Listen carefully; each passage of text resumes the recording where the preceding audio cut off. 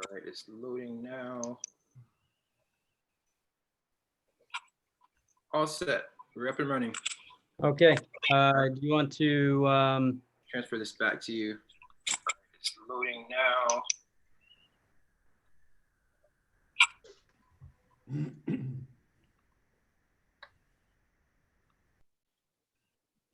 And you're all set. okay, thank you, Joyce. Elsa, you taking attendance? Peter will go first. He has to make an introduction. Oh, okay. Okay, so it's 7:02. We're here for the 5th Westchester County Rent Guidelines Board meeting. It's taking place via Zoom. I will go ahead and say the introductory announcement. In response to the governor's directive to take every effort to keep New Yorkers safe and mitigate the spread of COVID-19, and pursuant to Executive Order 202-1, which allows for the suspension of the public officers law, the Westchester County Rent Guidelines Board will be conducting public hearings to set guideline rates of rent adjustment for housing accommodations within its jurisdiction, subject to the Emergency Tenant Protection Act of 1974 for leases commencing between October 1st, 2020 and September 30th, 2021 via teleconference. Instructions for members of the public to simultaneously view or listen to the meetings will be posted to the HCR's website for the Office of Rent Administration under the public hearing section prior to the meetings. Hearings will also later be transcribed, and the public will have the ability to view the transcripts. So with that being said, Madam Chair, if you want to call the roll.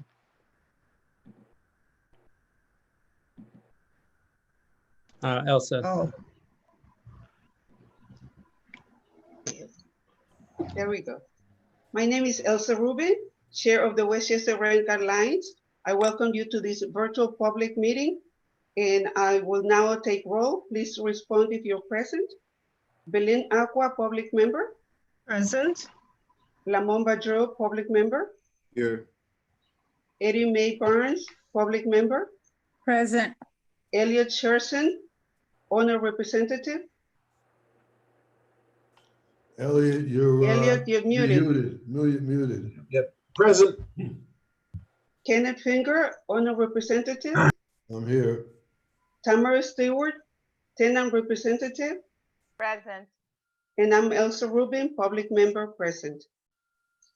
Let the record show that we You have a left out quorum. Evelyn. Evelyn, I missed you. You Evelyn did. Santiago, public member.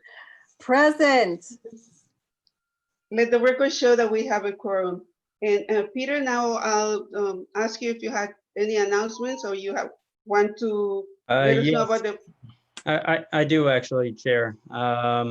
So next week, Tuesday, June 23rd at 7, there will be the rebuttal presentations of tenant and owner representatives, as well as a vote on the rent guidelines for the leases. I do have to make a announcement, which is really passing along guidance from the DHCR Office of Legal Affairs, specifically pertaining to a question that came up after the guideline was set for last year pertaining to vacancy and renewal leases. Essentially, where we were last year is the board passed a guideline rate, which was deemed to be a renewal rate for various reasons, and it was certified as such. And then earlier this year, there was a meeting where the board, was advised of their inability to essentially revisit that guideline, and they chose not to. And at this point, we've sought clarification from the Office of Legal Affairs about the ongoing effect of the guideline rates that this board sets, as well as the Rockland, Nassau, and New York City boards, pertaining to vacancy as well as renewal leases. And so the change that came in from the HSTPA last year removed the vacancy bonus, which had allowed up to a 20% increase on a vacancy lease. The interpretation from the Office of Legal Affairs is that on an ongoing basis, the guideline that's set by this board must be a unitary guideline that applies equally to vacancy and renewal leases. Essentially, what underpins this is, there's a idea that the rates for all of the apartments under the jurisdiction need to be the same. That applies to the vacancy as well as the renewal. So where the other boards stand on this is that New York City was in the same boat as this board last year. They had passed, they had the renewal, and they were unable to, make any change. They chose not to try to make a change. This year, they have promulgated their preliminary guideline, which applies equally to vacancy and renewal leases. Nassau County last year, they, I guess, had the foresight to promulgate it for the vacancy and the renewal. They will be advised the same that I'm advising you now of OLA's interpretation, and the Rockland board will be advised similarly. So Rockland last year was 0-0, so they essentially didn't really even have to touch the issue necessarily. But so long story short, the clarification from OLA is that the guidelines set by this board this year will apply to the vacancy and the renewal leases. I think that was, what we advised back in February, and we recently heard back from OLA just within the last 24 hours about a clarification of what their guidance actually is. So I'm advising this board as we're a week out from the votes next week, that is the OLA guidance. Is that in writing, Peter? I'm sorry? You have it in writing? You have it in writing. I'm sorry? Do you have that directive or whatever it may be titled in writing? Can you send it to us, Peter? If you have it in writing? I can ask OLA to send something to you if if that's what the board wants. But we did confer with them, and that's what they've advised the 3 boards. So I can see what can be given in writing on that point. So you received it just orally and not verbally and not in writing. Correct. Who said that? April. April. April is fine. I have since changed my name, so I'm not Harris tonight. I apologize. Peter did tell me I was signed down incorrectly. I wasn't sure what I was going to do to change that. But Hi, April. hello. That information has been shared. It's not just OLA, it's also the New York City lawyers' interpretation, which is what was advised to the New York City Guidelines Board. You said New York City lawyers. Who do you mean? I mean, the attorneys for New York City Guidelines Board. For the RGB? Yes. So we don't need 2 motions then. Ultimately, we just need 1 motion, correct? You need 1 motion. Yeah, it's what they're calling a unitary guideline that covers vacancy and renewal. Some of you were, well, maybe only Mr. Finger. There were certain people that were here before 1997, and prior to 1997, the guideline boards across all of the counties used to set 2 guidelines. A guideline which was for renewal leases, and a separate guideline that was for vacancy leases, which was an additional amount that owners could charge when an apartment was vacant. With the change in the 1997 law, I don't know about this board because I don't remember the last time I did it as counsel for you, but as counsel for Rockland, the Rockland board always adds a motion which says they're passing no additional guideline for vacancy other than what was in the 1997 law. And given the way everything fell out last year, unfortunately, all of the boards were passing guidelines at the same time the law was coming out. We can try to get something in writing. Well, I think we need. I think we need something in writing for the industry, so that they have something that they could see. Well, what they're going to see is what you pass as a guideline, and the guideline that you pass gets put into a certification, which is certified in Oh. September. Well, I understand that, but last year, of course, Nassau did have the vacancy increase, let's call it, right? They had what OLA is calling a unitary guideline increase. You can call it whatever you want. It is one guideline that applies to both vacancy and renewal leases. Right, And if but you then- think about the logic of it, right? You guys pass it, say you pass a 20% guideline increase, just to make everybody's hair stand up, or whatever the number is. If an apartment's renting for $1,000 and it's a renewal, they get a $200 increase. If that apartment becomes vacant and it's re-rented, as you've heard many owners testify to, that apartment stays at $1,000. So logically, it would only make sense that the guideline increase would apply to both. We can ask for it to be in writing. Well, I differ with you that it's logical, but Okay. correct me if I'm wrong, didn't Nassau allow for the vacancy increase of whatever the guideline increase, let's call it 2%? So if there was a vacancy and a new lease, there would be a 2% increase. Isn't that what they had? I just want to be clear. Is that right? Whatever their guideline was last year applied to both vacancy and renewal leases. Well, there was one county that did not do that, that had the foresight, you might say, or am I wrong, Peter? Didn't we discuss this, that Nassau, I believe it was Nassau, allowed for the vacancy, the guideline increase would increase by, let's say, 2%, just use 2%. Yes, that's actually what Peter's saying, is that whatever guideline you pass will be applicable to both renewal leases and vacancy leases. Not two separate guidelines, not a guideline for vacancy and a separate line for renewal. Whatever guideline the board passes will be applicable to both renewal leases and vacancy leases. So just to be clear, if there's a vacancy, the landlord, and let's say use 2% for argument's sake, they would renew the vacancy, the lease for the new tenant would be 2% additional. Yes? No.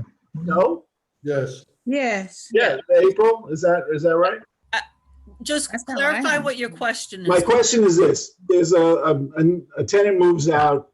They're in the middle of their renewal period, and their rent's $1,000. Okay. The landlord then rents to Mr. Jones, a new tenant. They would get $1,000, and let's use 2% as a number Okay. for 1 year. So they would get a 2% increase over the last tenant. Is that correct? That is correct. It's the same. It's the same increase that would happen if Mrs. Smith stayed in the apartment and renewed her lease, which would be 2%. Okay, gotcha. All right. That is what Nassau did. Yeah, that's what what I thought. Rockland pretended it did, but with zeros, it really didn't matter, right? I mean, Okay. Yeah. All right. Thank you. Okay, you're welcome. thank you.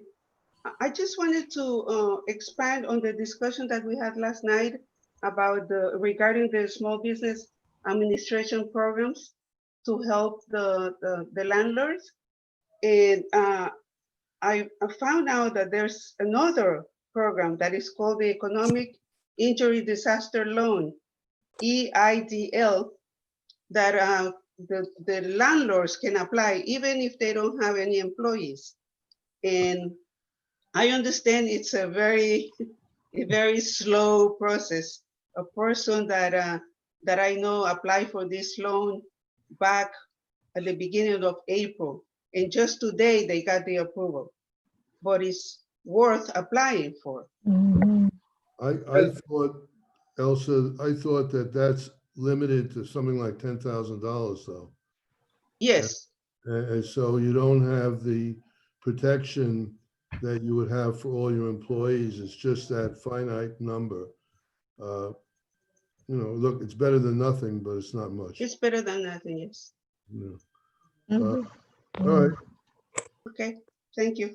So I think that the tenants representatives and the tenant representative and the landlord representatives have agreed that Mr. Finger will go first with his presentation. Right. So Mr. Finger, the floor is yours. You have 20 minutes. Thank you very much, Madam Chairwoman. and members of the board. I've been making this presentation for a guidelines increase for a good number of years, but this is a new era. You may not remember, but last year I started off my presentation with a foreboding issue that I thought we would face as a result of the Housing Stability and Tenant Protection Act, the HSTPA. Unfortunately, my concerns were minimal compared to the disaster that struck the multifamily rent-regulated housing industry with both the HSTPA and the pandemic. Excuse me. While New York City-based advocates come to Westchester seeking to justify rent regulation, that is not the issue before this board. If we were to argue the merits of rent regulation, we could point to literally hundreds of articles and studies that show that rent regulation is self-defeating and lessens the availability of affordable housing. Just to quote one article in a Brookings Institution study dated October 18, 2018 by Rebecca Diamond, Associate Professor of Economics at Stanford Graduate School of Business, she reported on the deleterious effect of rent control, and I quote, "Once a tenant has secured a rent-controlled apartment, he may not choose to move in the future and give up his rent control, even if his housing needs change. The misallocation can lead to empty nest households living in family-sized apartments and young families crammed into small studios, clearly an inefficient allocation. Similarly, if rental rates are below market rates, renters may choose to consume excessive quantities of housing. Rent control can also lead to decay of the rental housing stock. Landlords may not invest in maintenance because they can't recoup their investments by raising rents," end quote. However, we're not arguing the merits or lack of merits of rent regulation. We submit that landlords in Westchester have learned to live with the ETPA, as virtually all of the witnesses stated, but they have to be able to make ends meet. When we look at the HSTPA, who suffers? Everyone. The landlords, the tenants, everyone. The landlords can no longer subsidize their low rent increases with vacancy increases. Be careful what you wish for, because you will certainly get it. And remember, the objections to vacancy increases have now come back to hit everybody where it hurts. Vacancy increases did not hurt present tenants. They, together with the IAIs and MCIs, made it possible to modernize vacant apartments with new tenants and provide up-to-date capital improvements rather than Band-Aid repairs only when absolutely necessary, which is what's happening now. In past years, we've heard complaints, and not from the tenants about vacancy increases, but from the tenant organizations. This year, we did not hear one such complaint about rents, just about the pandemic, and not one came from an actual tenant, only from the tenant organizations. Let's look at the surveys first. In a year when the HSTPA did not really take hold, the income went up 2.7% and expenses went up 2.9%. That 0.2% differential is actually a 7.4% difference, the difference between expenses and income. In other words, the expenses went up 7% more than the income, and that difference can no longer be made up with vacancy increases, whether it be high income decontrol, that has been eliminated. So if a tenant making 100,000, 200,000, 500,000, whatever the income, that tenant still has the benefits of the ETPA. And who is hurt by this lack of mobility? Young families, newlyweds, and those looking for affordable housing. These buildings, which are subject to ETPA, are our affordable housing, not the fancy dancy high rise going up all over Westchester, but these 100-year-old buildings that take more and more maintenance, which they are no longer able to get. Again, which landlords are really getting it in the neck? Thanks to Ms. Stewart asking for the figures, 55%, I repeat, 55% of all rent-regulated buildings in Westchester are 12 units or less. The mom and pop buildings, the family ownership buildings. And if we include those under 50 units, it is a staggering 91% of all buildings subject to ETPA. Of the 1,511 buildings, 1,378 are under 50 units, and actually 1,295 buildings are 35 units or under. It is essentially the small landlords you'll be hurting by not giving a fair, livable, reasonable rent increase. And you might ask, well, what about the tenants and those who are so-called rent challenged? As you heard from virtually every landlord who testified, from the first one, Carol Danziger, to the last, Brigitte Rocher and Howard Ravikoff, that they are to a person working with their tenants to assist them in working out rent payments. Mr. Ravikoff has gone even further with guidance for tenants seeking unemployment, a newsletter, call-ins. And what have landlords received? Only the passage of a bill in Albany that is not funded, and even if funded, according to Mr. McGee, would not provide sufficient funds for the subsidies. We applaud the legislature in passing the Kavanaugh bill, but we seek funding both locally, from the state, and from the federal government. The tenants are not only getting assistance from their landlords, but those laid off can get unemployment of up to $1,000 a week. And now we hear that there are many who do not even want to return to work, given the $1,000 a week. Certainly, that is enough to pay the rent. Let's look at what all the witnesses said, and let's remember that of all the witnesses, again, most of them were landlords. Mr. DeFeo, who owns and manages 1,200 units in Yonkers, Mount Vernon, White Plains, said he can't continue with 1% and 2% increases. And rather than rent out apartments on vacancies with new tenants, who obviously expect and have a right to all services and a modernized apartment, he's just not re-renting the vacant apartments. I can tell you that this is reflected with many landlords who cannot make a reasonable profit, and profit is not a dirty word. Who works or invests without expecting a reasonable return? And since HSTPA, many articles, including those in Crane's and the Wall Street Journal, reported on the decline of the value of these rent-controlled or rent-regulated buildings by 25 to 40%. From the testimony, it is clear that there will not be any MCIs or IAIs. With an MCI, a landlord can only get 2% a year return for 30 years. And then the landlord has to take that accumulated increase out of the rent roll. So not only does the landlord have to wait 30 years to get back only 60% of their investment, which at present day value means he probably only gets back somewhere between 25 and 30%. This does not even include the cost of financing the improvement. What will be the result? Deterioration of the housing supply and affordable housing supply. Barbara Schottenfeld testified and said that she could not even give away her co-op apartment that has a shortfall every month. Alan Zareski, landlord of over 1,000 units, said that he has incurred additional expenses that are not compensated due to the pandemic. Shirley Green, another small landlord, said she can't generate enough income in her small building to pay her insurance, staff, maintenance, and she said she needed a 7% increase, but is being pushed to the point of bankruptcy. Alana Schifatelli, who took over management of buildings built by her father, who just passed away, unfortunately, told of low rents, at least 35% of her rents. She's suffering with additional costs for supply, staff, etc. Lisa DeRosa, who also owns a family business built by her father, has 400 apartments and is working with her tenants to assist them. While the tenant representatives, not the tenants, pushed for a zero increase, it's noteworthy that we did not hear from one single tenant who complained about his or her rent.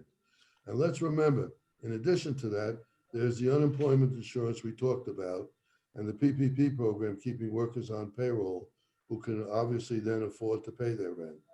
Who did testify on behalf of the tenants? Antoinette Rose, a local 1199 union rep, whose main complaint seemed to be that the union was unable to get benefits for her laid off workers. Michael McGee, who said we were lucky to get him, and talks about the methodology that HCR uses, which he said was invalid, but does not say why. Genevieve Roche, who picks and chooses figures that fit her preconceived notion of what should be included in landlords' expenses, and expects landlords to make investments in their buildings without considering the cost of a mortgage, insurance, depreciation.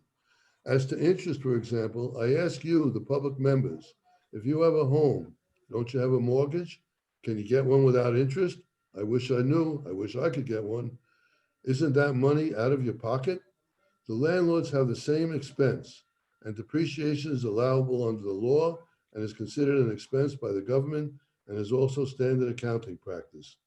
Jean DeResta gave us an unimpeachable financial analysis using all records and not cherry picking them, as Ms. Roach cleverly does, and told us that to keep even, using the figures since 2016, cash flow has actually declined while expenses have increased yearly.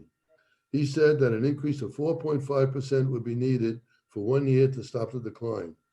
Ursula DeResta told us that she had to pay a mortgage, not included in the expense tables, and cannot afford improvements that the tenants want or even do things she'd like to do, such as security cameras and getting rid of lead paint. Again, Lisa DeRosa talked of losing students and other tenants who went home and now has over a 5% vacancy rate since February. The increase in water and utility costs because people were at home, the gouging by suppliers for the purchase of cleaning supplies and disinfectants.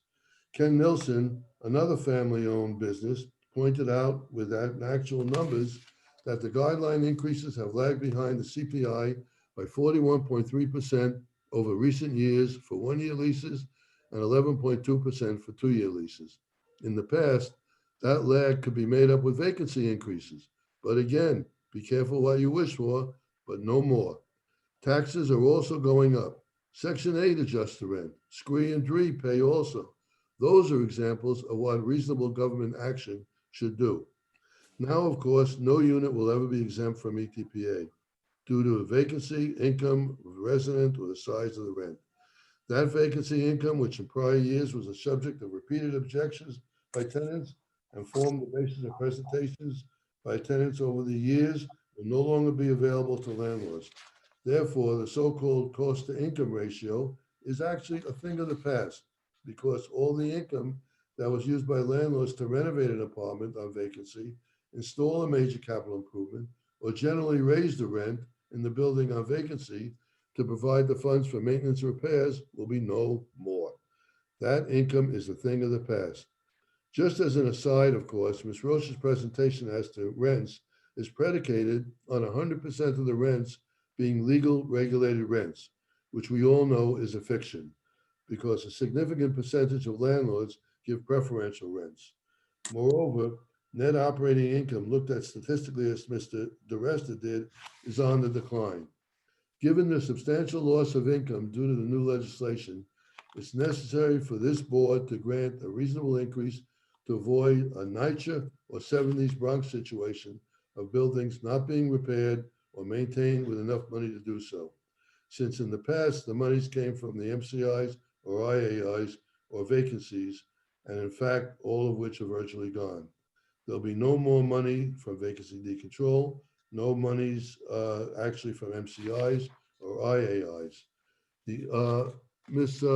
Madam Chairman, can you let me know when I have about 5 minutes left? How much time do I have? I think Peter is, Yeah, Take- can you have, taking over. can you have 6 minutes left? All right, I'll try to talk fast. I may go over a couple of minutes. The only source of monies to the landlords, and I'll be delighted to give Ms. Stewart double the extra time I went over.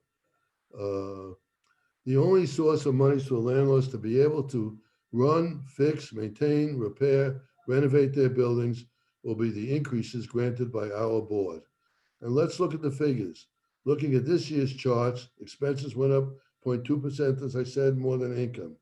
If you look at the last 2 years before this, there was a 1% increase in income and 3.2% increase in expenses. That's the data that we have to look at. That means that the rate of increase of expenses is more than the double that of the rate of increase of income.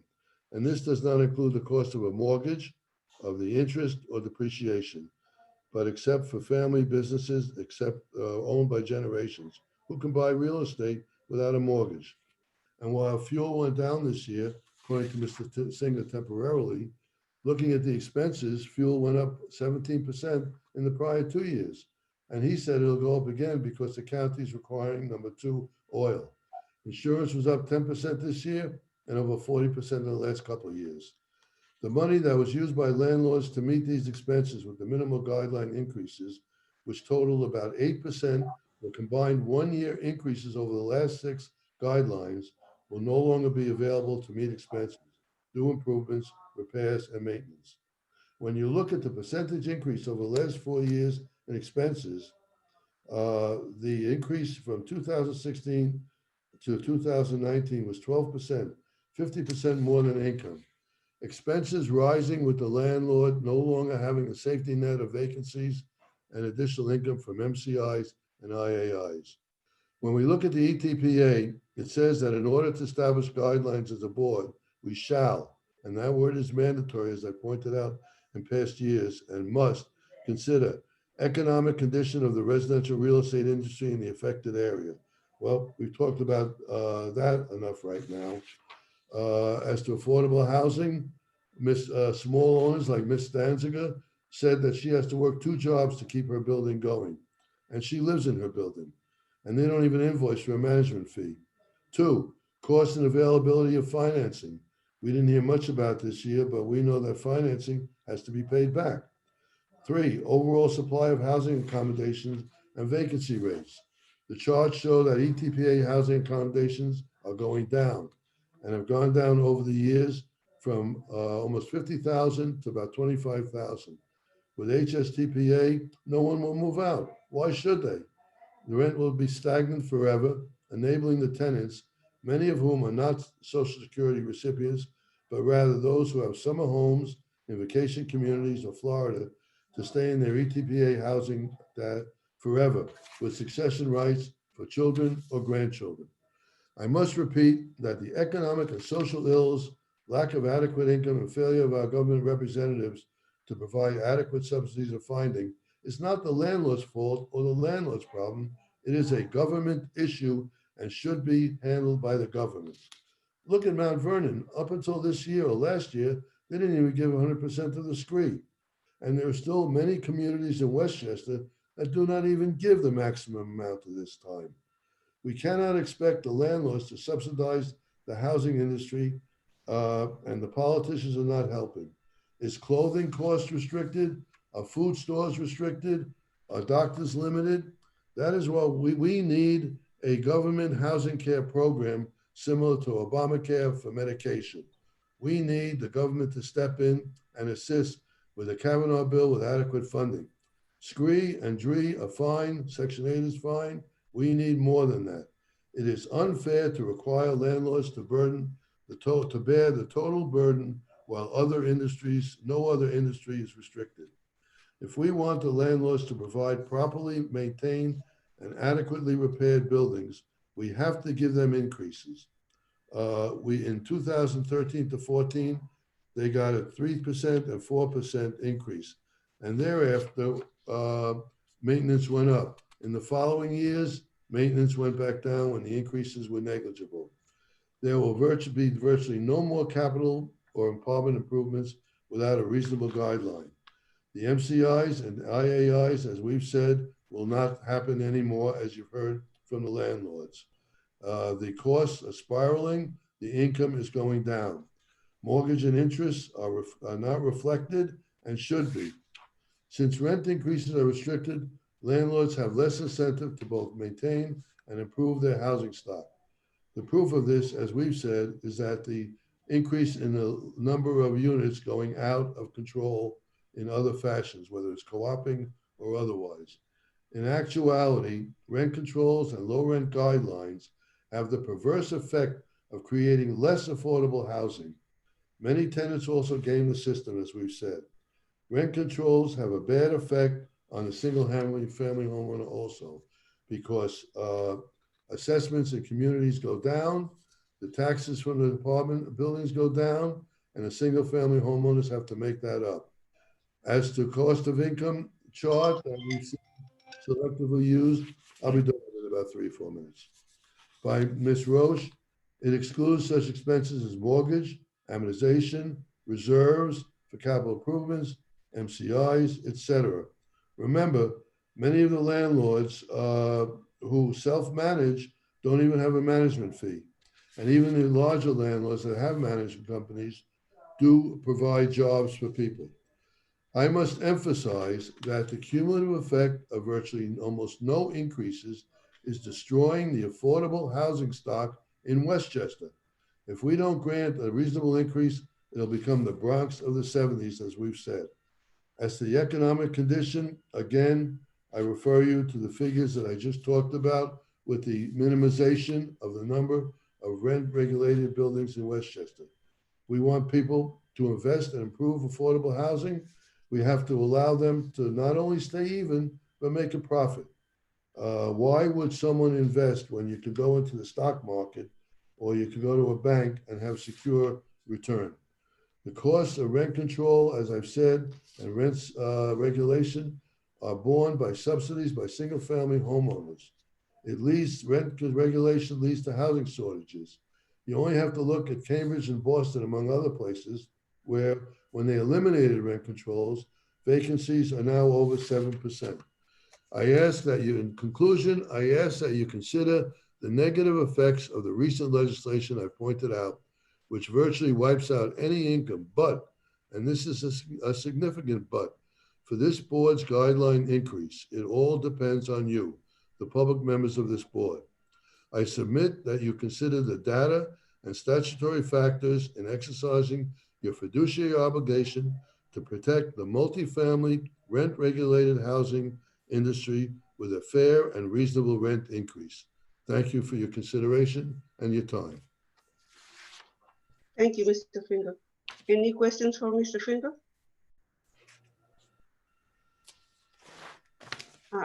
Peter, how much time did Mr. Finger take? About 23 minutes. Okay, I think it's fair that we give Ms. Stewart the same amount of time. 26 minutes to Ms. Stewart. I told her she could have double the time, if that's okay with you, Ms. Rubin. Can I ask a quick question before we move on? Yes, Yes. go ahead, Lamont. Okay, Mr. Finger, you mentioned that the stalling of increases in rent for rent stabilized apartments leads to a decrease in affordable housing stock. Where do you draw that correlation from?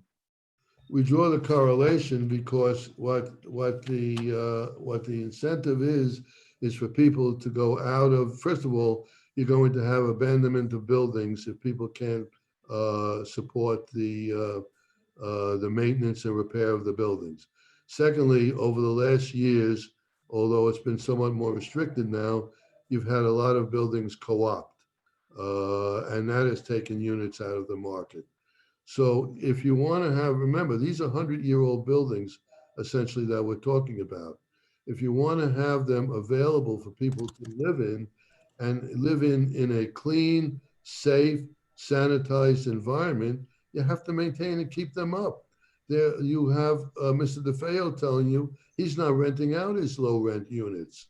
You have I think Ms. Giffitelli telling you pretty much the same thing, that her 35% of her units don't pay. If you look at the statistics, the cost of a unit to run, according to the ETPA, I think was something like $1,060 or $1,070 a month. If you're only getting $600 or $700 a month, how can you afford to keep that unit with a tenant that's demanding and has an absolute legal right to all the services that should and must be provided? It just doesn't pay. And you're going to get people walking away from the buildings, as happened in the Bronx and other places in the 70s. Did I answer your question? Yes, thank you. You're welcome. Anybody else? No one else has, yeah, Elliot. I'd just like to add in response to Lamont's question, and it's a very good question. And I know you're new on the board, and you probably know that both Ken and I are attorneys who represent landlords in Westchester and the city and Nassau, et cetera.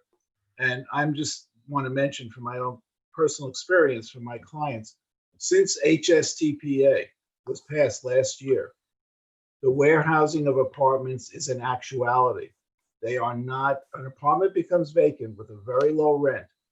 it makes no sense whatsoever to rent it, because first of all, you need to put improve it. In the past, they would do that. They would put in new bathrooms, new kitchens, floors, excuse me, etc. With the regulations that exist now, it is a losing proposition, and they are keeping the apartments vacant. Are they doing that because they think maybe the law will be overturned as it wends its way through the federal courts? I don't know. But right now, you're talking about a great reduction in available apartments because of it. It is reality. That is what is happening now. Can I add one thing to Lamont's question, Ms. Rubin? Yes. And actually, it was a very good question. Thank you. The cost of the average cost of a rental is well over $1,000. And if you are limited in an IAI to $15,000 in any 15-year period, and the maximum you can get back would be $83.33 a month. So where is the incentive when the operating cost is actually $1,160 a month? Where is the incentive if someone is paying $500, $600, $700, $800 a month when the cost on an average is $1,160 to put money in the building? There's no incentive for someone to do that. You just have to look at the stock market and say, you got to be nuts.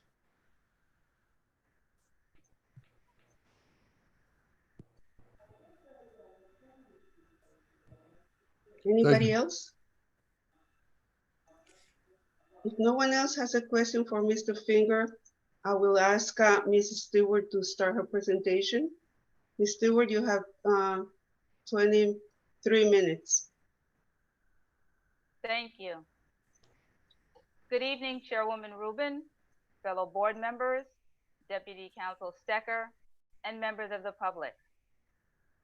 Over the past 2 weeks, we've heard testimony, received a significant amount of data and statistics, and asked questions. As was analyzed and explained in Genevieve Roche's in-depth analysis of the numbers, no increase was justified even before the pandemic hit.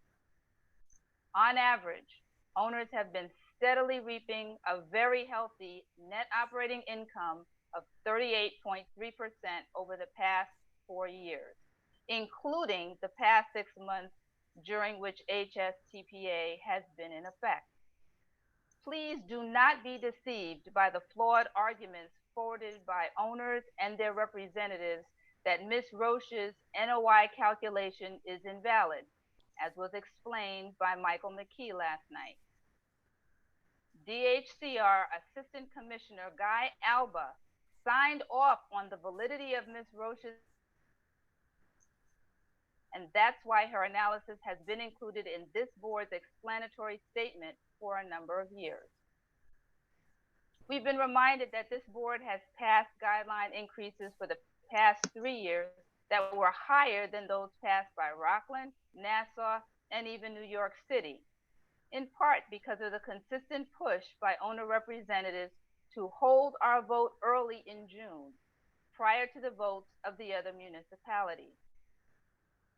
New York City, which has economic and landlord-tenant dynamics that are similar to Westchester, voted for a rent freeze on 1-year leases and in the first year of 2-year leases, and a maximum second-year increase of 1% in the New York City Rent Guideline Board's preliminary vote on May 7th.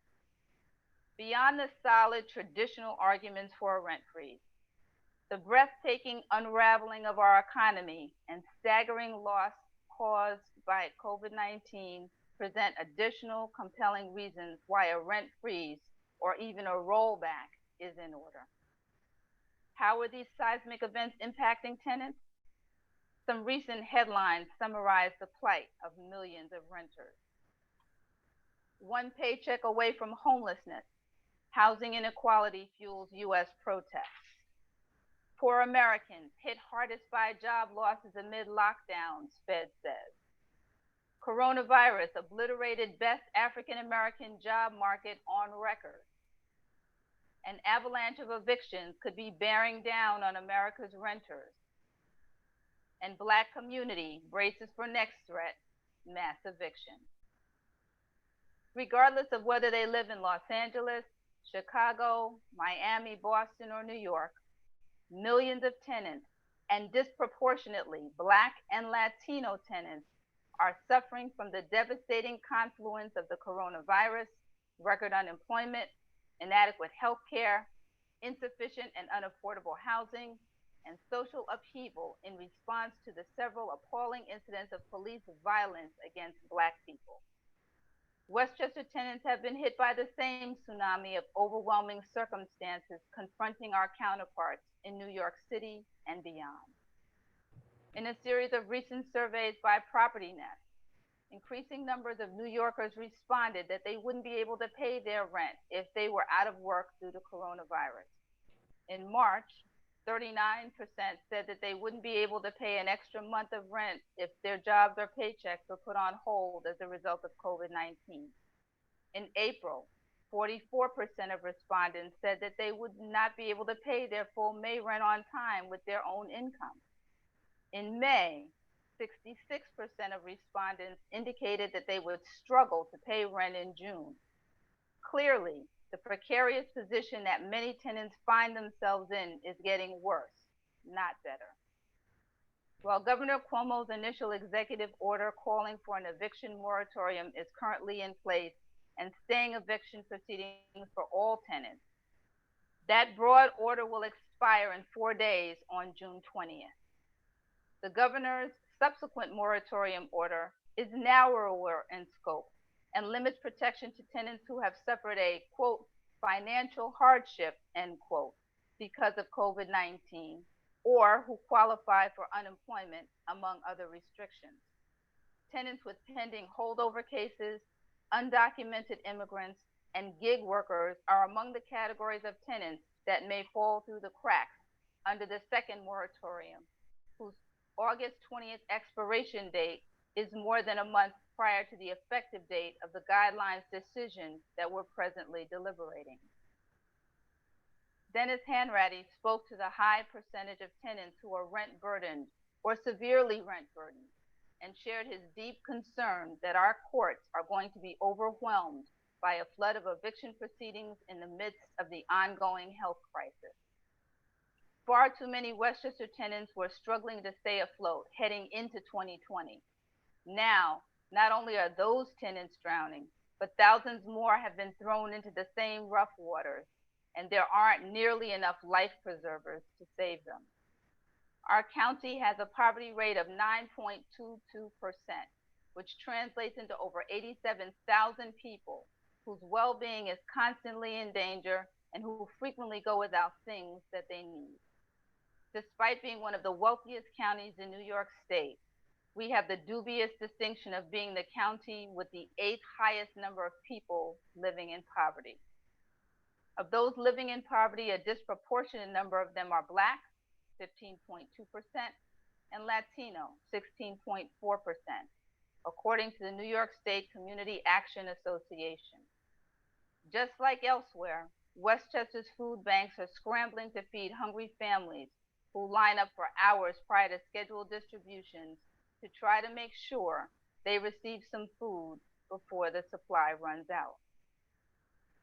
Something important, relevant, and uncomfortable that should be factored into our decision is systemic racism and its generational impact on housing. Segregated housing in this country is a cornerstone of the systemic racism and injustice that has had millions of our fellow citizens protesting in the streets for weeks. Housing in Westchester is subject to the same toxic inequality that pervades policing, employment, education, healthcare, and technology in our community and communities throughout America. We are all familiar with Yonkers' shameful history of housing segregation, as well as Westchester's long fair housing fight that was only resolved 3 years ago. The truth is that renters are more likely to be Black or Latino, and owners are more likely to be white. It's not just the color of people's skin that's at issue. There are white renters and there are some Black owners. It's the inequality of power and resources that are the problem. It's no coincidence that we heard from 3 times as many owners and their allies than tenants and their advocates. More owners are likely to have the time, education, and resources to participate in our virtual hearings via Zoom. I recognize and appreciate that there are some good landlords who take pride in their properties and who care for their tenants. And I thank them for the display of humanity in the face of global catastrophe. However, having the opportunity to purchase, build, or own property is a privilege that has not and is not distributed evenly. As discussed in Jenna Ross's article, The Racial Wealth Gap in America, Black and Latino families own substantially fewer assets than white families. 73% of white families own their primary residence, as compared to only 45% of Black and 46% of Latino families. 15% of white families have family-owned business equity, as compared to only 7% of Black and 6% of Latino families. According to Ms. Ross's article, long-standing income inequality has been the primary contributor to the racial wealth gap. Owners argue that they need a guideline increase to maintain their inherited wealth. Many tenants have little or no wealth, inherited or otherwise. Fortunately for us, our charge isn't curing COVID-19, getting the unemployment rate out of the double-digit territory, nor ending systemic racism. Our mandate is to preserve affordable housing while providing owners with a reasonable return on investment. Owners have been and still are receiving more than a reasonable return on their investment. And they have assets, strong political influence, and access to capital markets to help them overcome the unprecedented challenges of these times. On the other hand, far too many Westchester tenants are relying on insecure jobs, credit cards, and the hope that lawmakers in Albany will save them from bankruptcy or homelessness in the midst of this pandemic. This year, more than ever, a rent freeze is in order. Please pass 0% increases on both 1- and 2-year lease renewals. Thank you.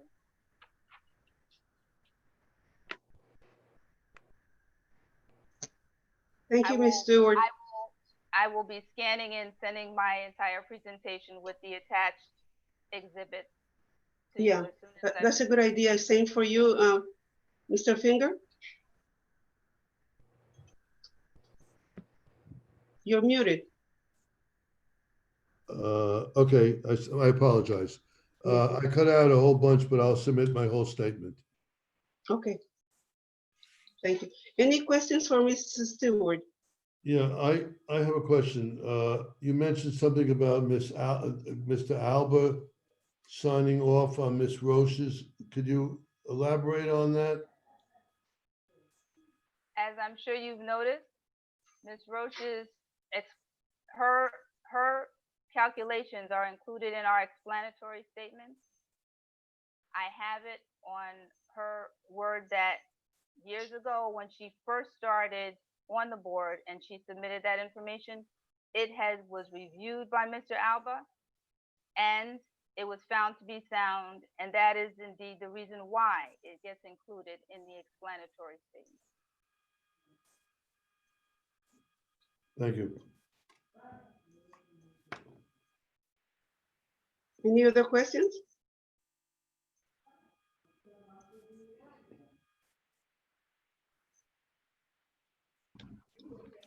Helen? I have a question. Tamara, have you, my concern, even as a resident in the city of here in Mount Vernon, resident of Westchester, concerned about the what eviction is going to look like. You know, what eviction is going to actually look like in August. It really is something that I'm concerned about, and I know advocates as well as actually homeowners and landlords. You know, I'm in the housing field, so I hear a lot. I get a lot of feedback from either side, and it's very hard. It's going to be a very difficult time for both. And we're talking about the smaller landlords are going to definitely be hit the hardest. Tenants are going to be hit worse. And it's you know, there's only enough advocacy out there to make sure people and families are kept sound and safe. And I'm in the business of making sure there are resources there available when someone comes to the agency that you know, that I work with, to be on the phone with them to make sure that, you know, they have resources that they feel, okay, I'll be okay, at least whether it's temporarily or whether for the long term. I talk to people every day who are actually in crisis. So it's really heart-wrenching. It really is. And you know, whether it's people's health or housing, mental health, and you're talking about the entire scope. And how do you get people to be to be okay? You know, just a matter of being okay, not being wealthy, not being, you know, but just making it day by day, and knowing that they can feed their children, that they'll be able to house their children, you know, without falling flat. So that's something that I actually have to deal with every day because of the work that I'm involved in. And, you know, we do that. We discuss this among ourselves, the staff. We talk about these things. We meet on it all the time. We're always meeting. Okay, how are we going to make sure we have all these Zoom meetings? I mean, I'm bombarded with Zoom meetings during the week, you know, as far as, okay, getting resources to folks. And I feel that getting resources and information and phone numbers and, you know, emails and websites and all of that, it does help up to a point. My thing is, and I do speak up when it has to do with, we have to be at the table meeting with agencies, meeting with people who have the funds to actually make the decision to help. And I think it's what there are out there. Agencies are out there. But it's a matter of making a commitment to be helpful. So where I'm going with this, I'm not sure, but I do say it is something that this is reality. It's not, nobody's dreaming this. It's very difficult. And the nightmare that I foresee is that people are going to be homeless by the end of by fall, September, fall. The courts won't know, they will not know what to do with, they're going to be overwhelmed. And, you know, we talk about mediation, we talk about different strategies that we can actually get people involved in, as opposed to going to the eviction route, you know, where landlords and tenants can actually discuss, talk, meet, and discuss the issues. And hopefully, and I said something last night, which I'm committed to that, is that I've been in this business for over 30 years as far as housing. So I know where the resources are. I know what can be done. I know the help that can be received. But you have to get all the resources, all the people that are in a position to help financially or in the mental health, and get everybody to the table to actually help, not just say they're going to help, but actually help and be involved. And that's just that's my comment for now. I share your concern, Valine, and I'm praying that things work out well, but I don't have a good feeling. And I've heard the owners and the owner reps harp on this additional unemployment like, like people won the lottery or something. All indications are that, that there is not will in Washington to extend it past the end of next month. And for many people, if they've, if they're collecting unemployment because they've lost their job temporarily, laid off, furloughed, whatever the situation is, it's not the windfall that, everybody is not excited about being laid off or losing their job so that they could collect $600 a week in additional unemployment. And for many people, it's still insufficient, and it's limited by a certain amount of time. So I don't know what's going to happen, but I'm trying not to lose too much sleep thinking about it all the time. But I mean, I've had conversations with people, as I'm sure you have. I've had conversations with people who are trying to decide between paying their rent and burying their loved one. I mean, like, how do you choose between those two things? Bad enough you lost your loved one to COVID and you're grieving and you have to have a Zoom funeral. But then if on top of that, you can't even, try to send them off with dignity. I mean, it's just like all kinds of situations people are facing, and a lot of people just do not have the resources. And no, everybody is not paying $500 or $600 a month rent. As a matter of fact, I haven't spoken to anyone personally that's fortunate enough to have rent that's that low, unless they're living in a room in somebody's house.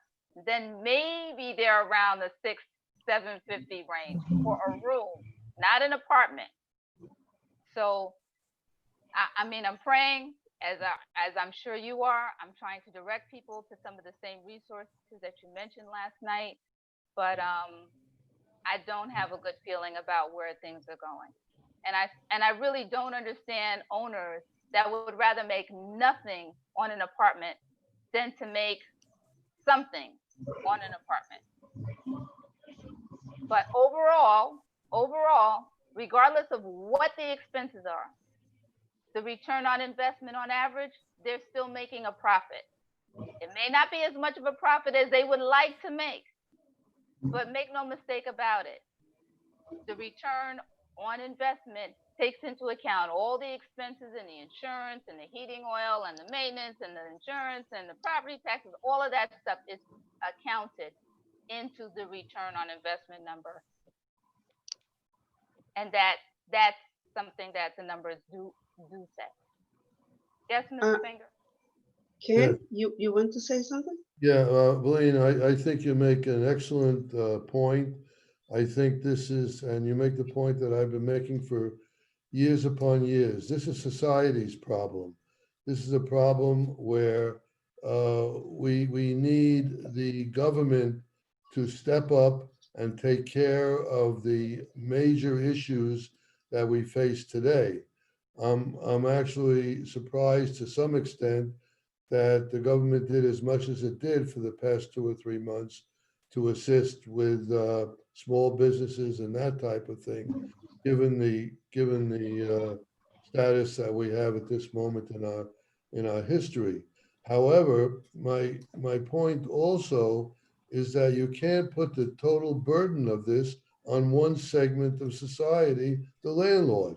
It is a much greater problem, as I think Tamara pointed out, whether we're talking about the various injustices that go on in different areas today or whatever. It can't be cured by saying to one group of people, in this case, the landlords, that you have to bear the burden you can't have a rent increase. You have to pay the total cost of whatever it is that a tenant has not been able to pay, because it's government that should be stepping in. And if it's not government, I don't know what we have to do, but you have to at least allow the landlords to have a reasonable increase, and whether it's 5% or 2% or whatever the number is, in order to make up for the fact at this moment in time that they have no other source of income. They can't get it from vacancies anymore. They can't get it from MCIs. As a practical matter, they can't get it from IAIs.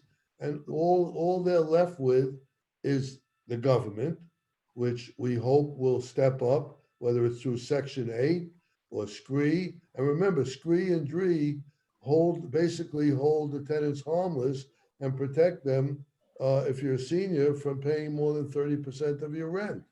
And similarly, same type of thing in Section 8. So I think your point is well taken. I think it should be, this is a major issue that should be taken care of through the government. Thank you. Evelyn, you want to say something? I have a question because of what Tamara said about the landlord still being able to make a profit. So from what I'm hearing from the landlord side, that's not necessarily the case, especially now. But what my question is, just as tenants are able to get at least temporary relief through unemployment, is there something that is there a concurrent relief for landlords that they're tapping into right now?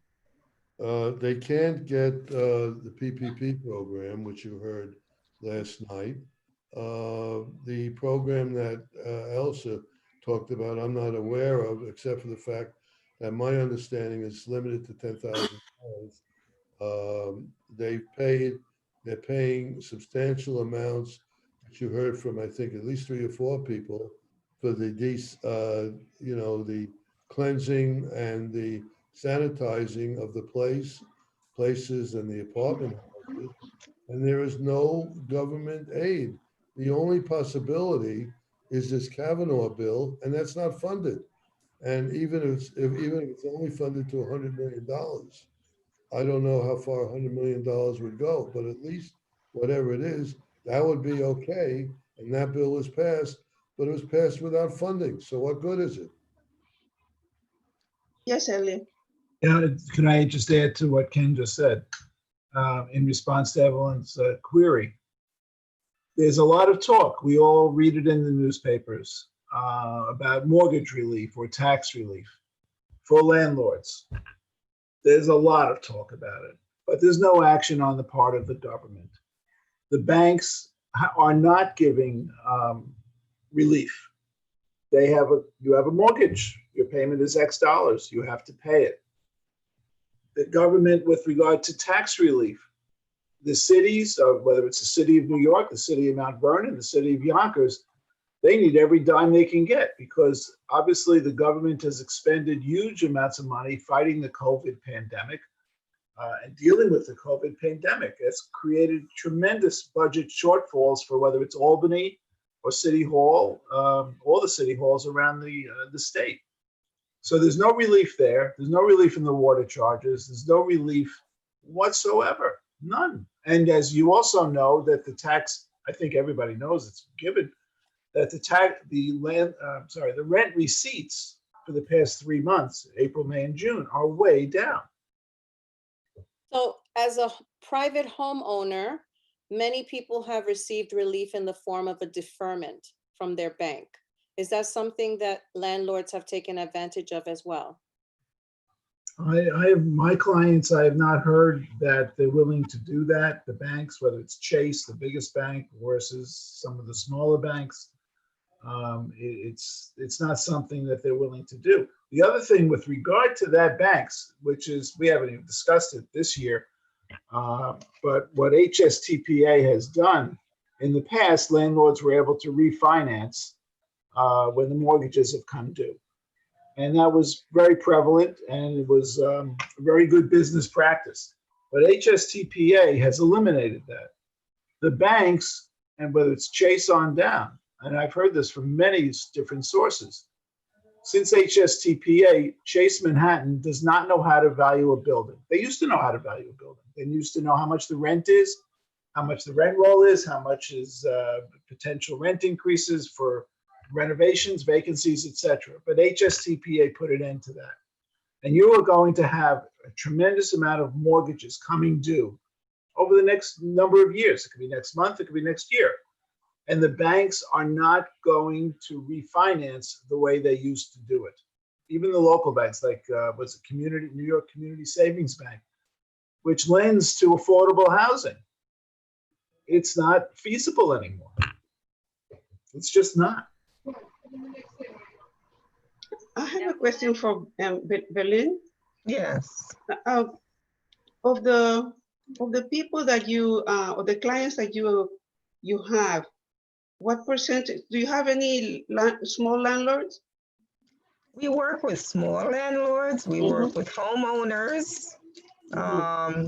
We work with the public. So the thing is, we work with the community. So I also work with foreclosure prevention. So we do have homeowners who have fallen behind with their mortgage payments. For whatever reason, you have to show hardship. You have to prove hardship. The lenders, the major lenders, usually they do have departments where they are pretty sophisticated in working with landlords, with homeowners and landlords who are who face those types of hardship. So they do have the forbearance, as we hear about a lot now. Forbearance, you have modifications, which is basically a new mortgage, but you do have to show that you have experienced hardship, that your income was interrupted, your income has been decreased, you have had excess expenses. Anything that really is outside of your control, why you have not been able to make those mortgage payments. And you simply have to make that point to the lender. And usually, and I will say, I think what I find over the years, what hurts people is when they don't open their mail to see what those options are and what help they can actually get. As far as having that bank, the lender, the people they're actually paying their mortgage to, the options that they actually do have, and there are a few options actually. We basically we've had a lot of success in getting modifications, and that's basically having the homeowner submit documents proving that yes, I have gone through this, and eventually they get the help, and we get a lot of thank yous because people have a chance to start over and to get back on track. So we've had a lot of success with that over the years. Yeah. So I mean, it's there. Thank you. You must be very busy these days. We actually have a lot of mainly, I think a lot of tenants is what we're actually working with now. And we actually, surprisingly, because we also do the first-time home buyer program, a lot of people are looking to purchase. Yeah. Yes, people of, all nationalities. Everyone, we get everybody from all nationalities looking to purchase right now. So we're actually bombarded with people who are looking for homes. In a few months, it's going to be a buyer's market. I mean, if you look at it. Yes. Financial standpoint. Yeah. Right. So we get the whole works. We do get the people, like I said, that I'm concerned about, that population of renters who may have lost income and we get those calls too. I'm on the phone with them during the daytime. I'm a month behind. I'm heading for 2 months behind. What am I supposed to do? What am I going to do? I'm in here and I'm scared. I don't know what they're going to do. So then our job, or my job as a counselor, is to say, okay, here's the resource. Okay, these are the laws that are now in place as protection, you know, for how long that will be, then we let them know how long that'll be. And basically say, well, we're here if, you know, if you still need additional assistance, you know, so we do a lot of hand holding as well. And we usually try to get them into a better place, which usually helps. It's usually helpful. Yeah. Mm. Thank you. You're welcome. Anybody else has a question for Mrs. Stewart? Elsa, can I just respond to Evelyn? Yes. If you go and you look at Genevieve Roche's testimony, footnote number 13 discusses resources, financial resources that are available to landlords in answer to your question. Thank you. You're welcome. Anybody else has a question for Ms. Stewart? Anybody else has any other comment? Well, if that's the case, we are going to finish the meeting, and we will meet at the same time next Tuesday, June 23rd. Do I have a motion to adjourn? So moved. Second? Second. Thank you. Thank you, everyone. Have a nice evening. Thank And you. everybody be well and stay safe. You too. Thank you. Bye-bye. Bye. Good night, everybody. Bye-bye. Earlier than last night. Oh.